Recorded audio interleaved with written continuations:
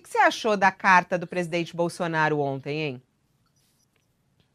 A minha impressão é que foi uma tentativa de abafar um pouco o escândalo todo que foi aquela manifestação, que inclusive, do meu ponto de vista, foi um pouco pariu um rato, como se fala, né? A montanha pariu um rato, em termos numéricos e da confusão que eu acho que ele estava propondo.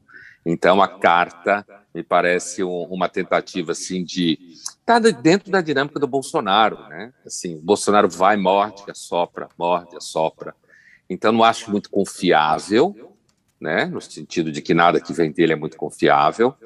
Agora, eu entendo que esse movimento bolsonarista, ele pode, em algum momento, inclusive, largar o Bolsonaro, né?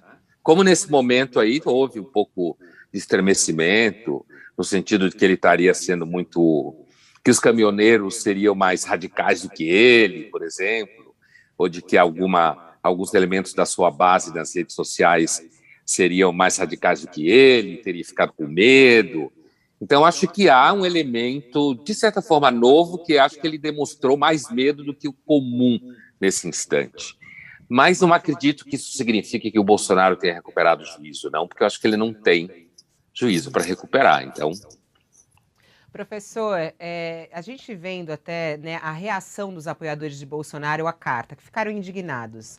E aí, a gente fala sobre o fanatismo. Queria recorrer um pouquinho à filosofia, professor. O que significa esse radicalismo dos bolsonaristas, de parte deles, e esse fanatismo? Da onde vem isso e o que faz com que as pessoas realmente se tornem fanáticas ao Bolsonaro?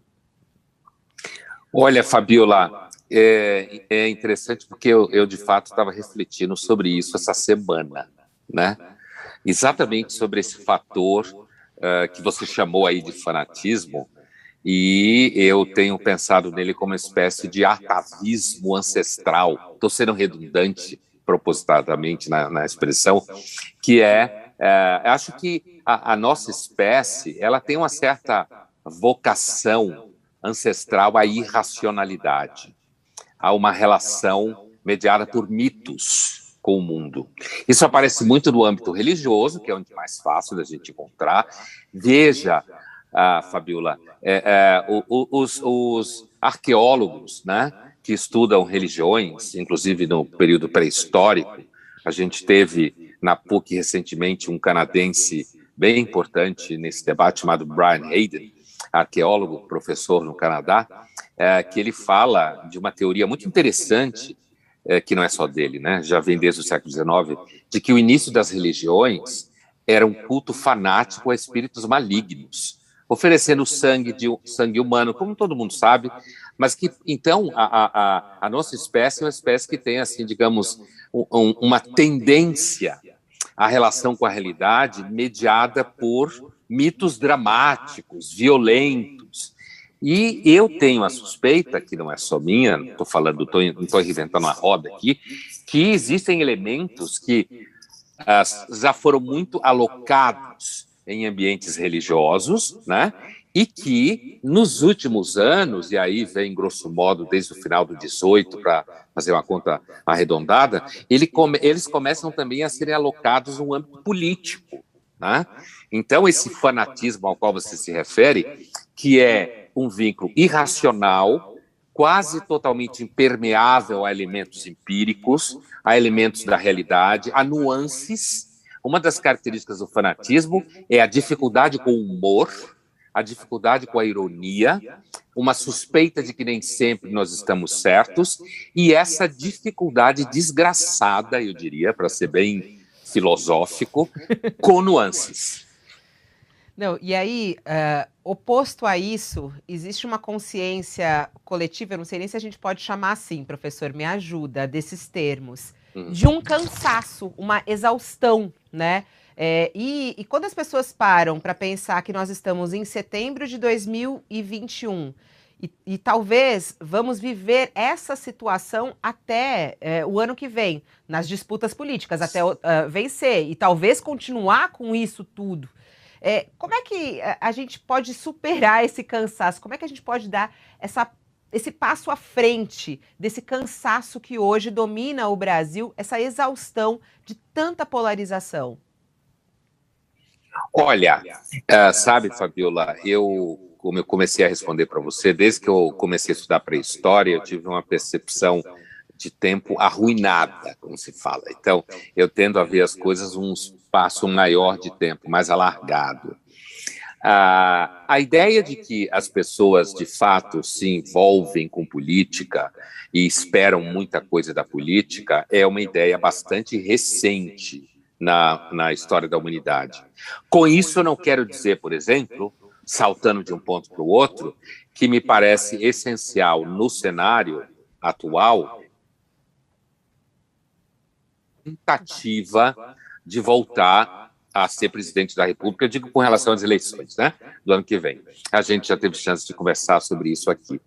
Mas, independente dessa, digamos assim, da urgência imediata, o cansaço a qual você se refere, talvez seja uma característica mais ancestral do ser humano do que o não cansaço. Um certo desencanto, uma sensação de que você tem, na realidade, que investir em, digamos assim, ferramentas mais próximas. Aliás, Fabiola, tem um teórico não, cientista político, não só teórico, americano, de algum tempo, que diz que ele tem um conceito chamado ignorância racional, tá? Já vem desde os anos 50 essa ideia, do século passado, óbvio. A ignorância racional significa o seguinte: as pessoas optam racionalmente por não prestar muita atenção e não ter expectativa na política e se preocupar mais com o celular que ela vai comprar, se preocupar mais com a casa que ela vai comprar, se preocupar mais com o carro que ela vai comprar, inclusive por conta da dificuldade que nós temos em conseguir compreender a totalidade das variáveis envolvidas no ambiente político. Tem um outro conceito de ciência política comportamental, que é o seguinte: cognição política. O que é isso? É a ideia de que a política, a realidade política como um todo, está muito além da cognição política cotidiana das pessoas. É muita coisa em jogo. Então, o que as pessoas fazem? Elegem umas 2 ou 3 questões ali e acham que aquilo resolve tudo. E aí, na realidade, em relação à complexidade total, ela simplesmente cansa, perde a expectativa. E essa tendência ao desinvestimento nas expectativas institucionais é uma coisa que tem ajudado muito Bolsonaro aqui. Ele navega nesse discurso. Olha, instituição tal não serve para nada, não sei o que lá é corrupto, não sei o que lá. Por quê? Porque as instituições não funcionam muito bem. E no Brasil não funcionam muito bem há muito tempo. Quando eu digo não funcionam muito bem. Diga. Esse ponto é muito interessante, porque é um pouco da conversa que estávamos tendo com a Janaína. Não sei se você conseguiu pegar aí um trechinho. Eu acompanhei. No qual ela critica de as pessoas chamarem os atos do último final de semana, né, do último dia 7, final de semana não, eu estou já achando que foi final de semana, foi na terça-feira, feriado, de antidemocráticos, né, de atos... É que acontece tanta coisa. Nossa, eu sou uma que estou exausta. Bom, a gente pensa o seguinte, professor, é antidemocrático ou não? Pode questionar o Supremo? Pode pedir para fechar o Supremo Tribunal Federal? Pode pedir um impeachment de um ministro do Supremo? É antidemocrático, né, fazer isso? Qual é a sua análise, né? Pode-se questionar a democracia? Você, como um grande liberal nesse sentido, né, do pensar, do livre pensar, o que você acha sobre isso? Acho que não, Fabiola. Eu acompanhei a conversa de vocês com a Janaína, assim, entendo quando ela está discutindo a questão do ponto de vista da liberdade individual, né, de que o cidadão tem direito de se manifestar. Aí é que eu me refiro à questão das nuances, tá? Que eu dizia há pouco. A realidade nuançada, complexa, muitas vezes escapa à nossa possibilidade de como se manifestar em relação a ela. Então, às vezes, é mais fácil falar de questões pontuais. Aí eu vou dar exemplos. Eu não acho que a liberdade individual esteja acima da segurança da saúde pública. Eu não acho isso. Para falar, porque vocês também, ela também tocou na questão das vacinas lá, não da vacina exatamente, das crianças, do né? passaporte, do passaporte. Ela falou das crianças, e falou também das passaporte. Crianças, sim.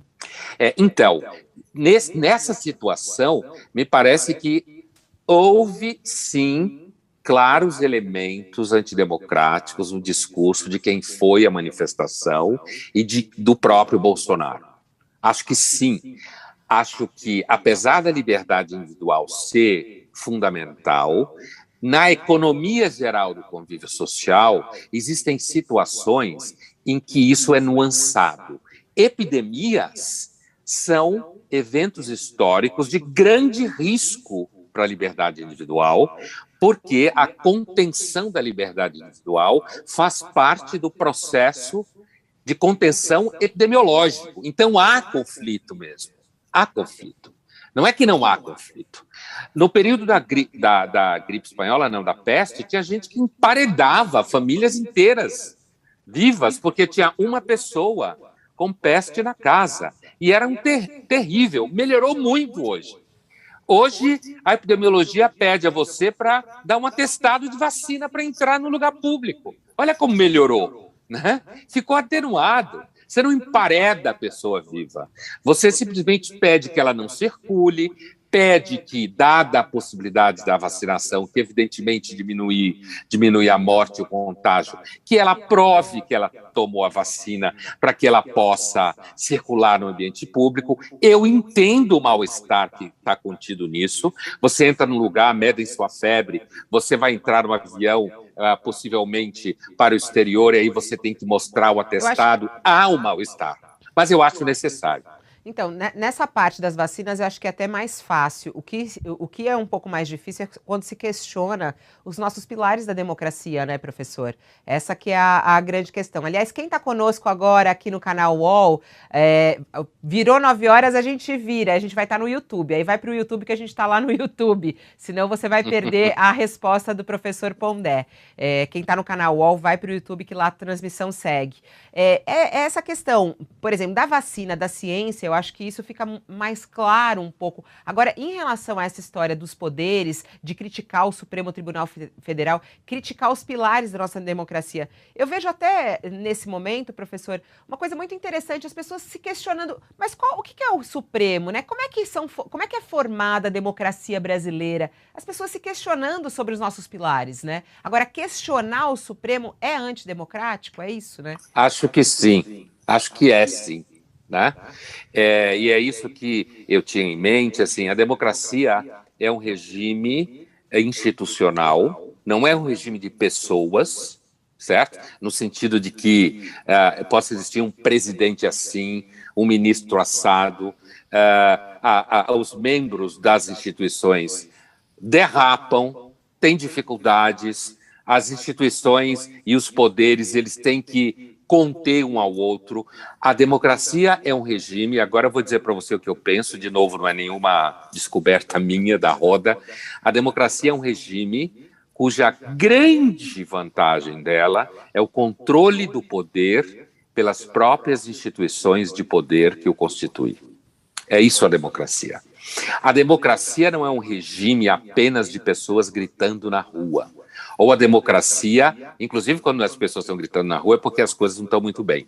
A democracia não é um regime em que o único valor é o voto pessoal. Não é só a soberania popular. O problema, essa é uma dimensão um pouco folclórica. É verdade, mas quando se acha que a democracia é, acima de tudo, um regime da vontade popular, a gente entra numa dimensão um pouco mítica, aliás, como é falado em ciência política, uma dimensão um pouco do que os americanos chamam de folk theory of democracy, uma certa teoria de uma lenda em que é o regime que as pessoas que sustentam o poder. A soberania popular, Fabiola, ela é um elemento essencial da democracia. Mas ele não é o único elemento essencial da democracia. A democracia, digamos assim, na sua conta de chegada, né? Na sua conta de partida, ela é um regime que elenca poder legislativo, poder judiciário, liberdade de imprensa e manifestação, voto popular, mas na sua conta de chegada, a democracia é um regime cujo objetivo dela é controlar o poder pelo próprio poder. Dentro dessa conta, tem também a possibilidade de voto, recall de eleitos, né? A possibilidade de mudar o voto, a possibilidade de votar no partido A, depois votar no partido menos A. De impeachment, mas você não pode De impeachment. Impeachment, é exatamente isso que eu falava do recall, quer dizer, você pode voltar atrás. Então, assim, sim. Por outro lado, quer dizer, quando você põe em dúvida o Supremo Tribunal, e a minha leitura desse caso específico é o seguinte: o Supremo Tribunal, ele tem sido hiperativo, e não é uma característica só no Brasil, porque, inclusive, ele é um pouco mais ágil, apesar de todo mundo achá-lo lento em relação ao legislativo, ele é muito mais ágil, né? Então, assim, a minha impressão é de que o Supremo tende a elevar o nível da agressividade hoje em dia, porque o chefe do Executivo Federal eleva o nível da agressividade. Então, você tem que aumentar a resposta agressiva para conter um certo caráter, certo, eu estou sendo um pouco cuidadoso na expressão, porque não tem um certo coisa nenhuma, uma violência por parte do presidente, do chefe do Executivo. Então, me parece que sim, as manifestações tiveram um enorme caráter antidemocrático e de instabilidade, gerando insegurança, não só para o ambiente dos negócios, como se fala, mas para o cotidiano das pessoas. As pessoas voltaram do feriado, um monte de gente panicada, voltou mais cedo, porque a democracia, no final das contas, é um regime em que o ideal é que você consiga imaginar. Recentemente alguém falou isso numa entrevista que eu estava, não sei nem se não foi aqui na UOL, quando a gente conversou outro dia com o Josias e o Sakamoto, que a democracia é um regime que, quando tocam na sua casa, você acha que é o leiteiro, que é uma expressão antiga, né? E não a polícia vindo te prender porque a vida saiu do lugar. Porque a vida saiu do lugar e você falou alguma coisa. Né? Chegou o leitinho, então, né? Tá tudo normal, tá tudo tranquilo, a rotina. Então, eu acredito que teve, sim, um importante elemento antidemocrático, infeliz, desnecessário. Eu diria desnecessário, e eu acredito que o comportamento do Bolsonaro em relação à pandemia é imperdoável. Tá aí, imperdoável. Se só tivesse isso, se ele só tivesse cometido esse erro, já seria imperdoável. E para torná-lo inelegível. Então a carta não dá para perdoar só por causa da carta. É isso, mais ou menos, que você está falando também, né? Pondé, só para finalizar, a gente tem mais uma manifestação marcada agora para domingo. Você vai para a rua, não, no dia 12? Você pretende se manifestar? Não. Eu nunca vou à manifestação, inclusive por razões profissionais, para me manter um pouco à distância da confusão que acontece lá e, de alguma forma, privilegiar uma imagem de inorganicidade. No sentido, quando se fala intelectual orgânico e inorgânico, sabe? Essa oposição entre intelectual orgânico e inorgânico, eu acho que o historiador inglês Tony Judt, que usa a expressão, usava, né, ele é falecido, intelectual inorgânico, eu acho que o intelectual público ele tem que tomar muito cuidado com, digamos assim, vínculos com qualquer tipo de organicidade ideológica, organicidade político-partidária. Então, não vou. Acho a manifestação importante, né? Acho que é importante uma manifestação que peça o impeachment do Bolsonaro. Acho importante uma manifestação que tente, de alguma forma, sinalizar para alguma não polarização, certo? E esses grupos, inclusive muitos grupos que apoiaram o impeachment da Dilma e apoiaram a eleição do Bolsonaro nesse momento, é um grupo importante em 22, né?